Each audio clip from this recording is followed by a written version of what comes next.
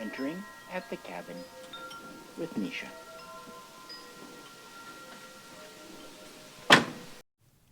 Hi, Misha here, and this is, I guess, the second informal episode.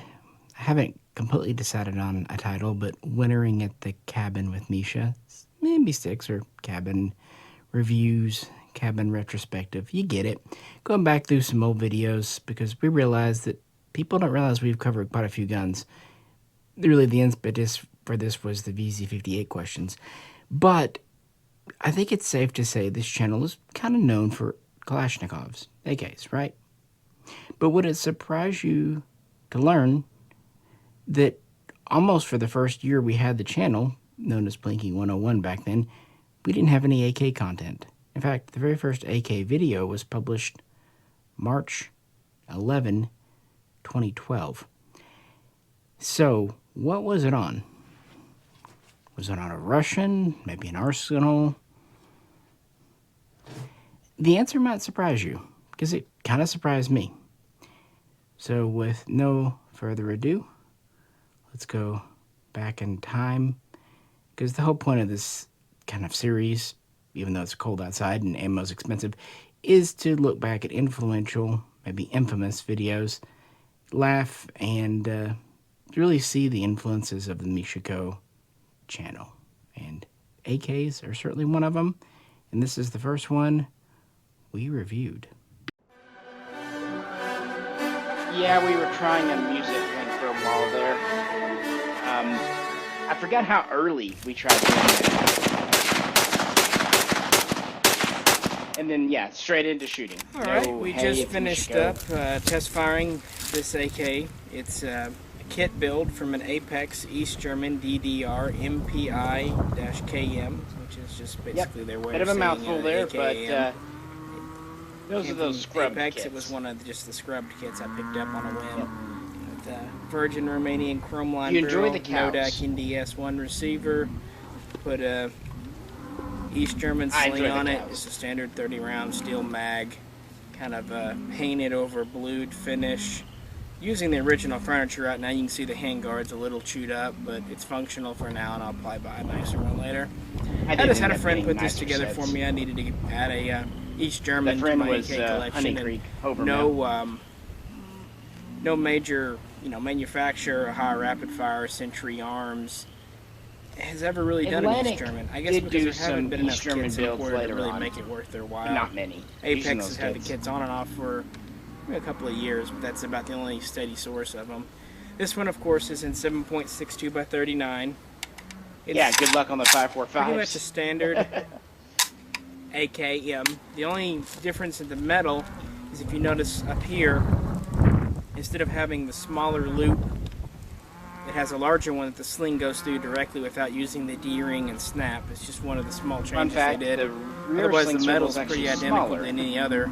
Of course, the furniture is different. This is hollow plastic. This is the same type of plastic. This is plastic, and the lower handguard is a beech wood. Yeah, it's beech. Originally were going to do a brown plastic lower as well, but they found out there was a minor problem. Plastics did come in too. Plastic handguards tended to melt to the barrel after a few dozen rounds, so they had to revert back it was literally a plastic, to wood not for the standard production of this gun. When they went to the AK-74 and even the MPI-72, they started using Bakelite up front and then a back folding stock. But this is an earlier model side folding produced in the late 60s. Like I said, I just thought I'd showcase it. These aren't for sale anywhere. You had to build your own or have them built, but you don't see many East German AKs, and there goes my phone, so I'll catch you next time.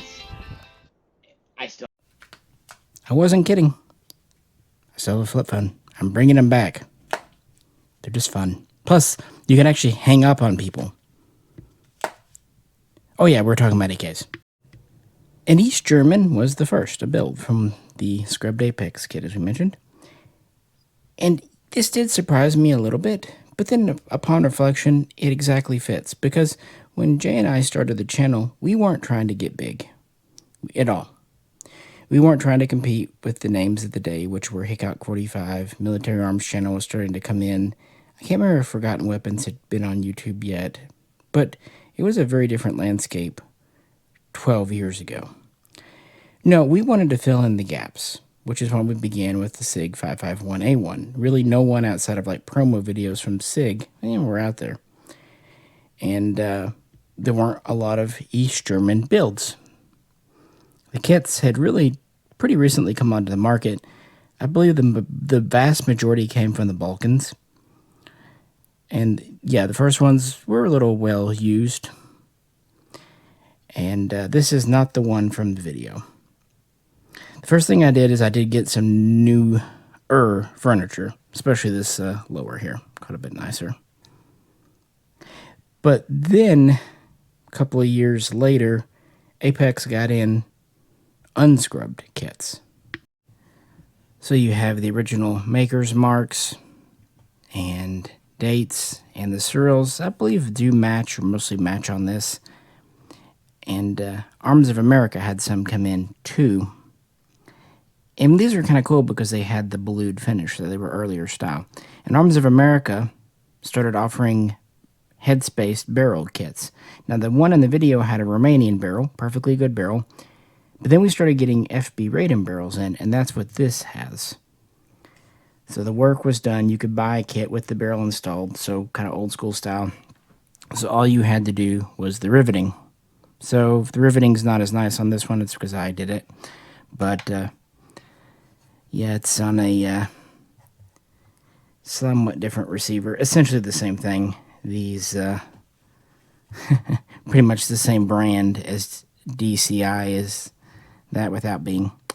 Anyway, maybe one day I'll rebuild it onto a different receiver, but it works, and nicer look, and again, it has the original markings, which is kind of important when you're doing East German.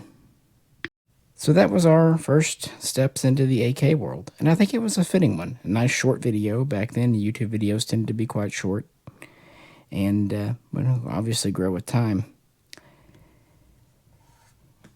A lot of fun. I've always liked web gear. I especially like the mooing cows in that video. I admit the music intro, it was kind of what was being done on YouTube at the time, something we played around with, but then the copyright thing got a lot harder to do and kind of dropped it. We also learned how to like introduce ourselves and really end the video, but you know, it's still within the first year learning curve. And again, we weren't trying to be professionals. We weren't trying to make money. I don't think even YouTube was monetized as such back then, if memory serves. But this was the first AK we showed. And it's a beginning, or at least one like this. And kit builds are a fun way to get guns that otherwise aren't ever available. So yeah, looking back, what do you think? Did you enjoy the cows too? I did. Sorry about the wind noise in the video. Otherwise, the audio sounded a little better, I think. I do miss being in front of the camera more, but it's kind of one of those changes we had to make a few years ago because of COVID and all that good stuff, and it allows me to get videos out more. So, what shall we do next? Well, stay tuned for that.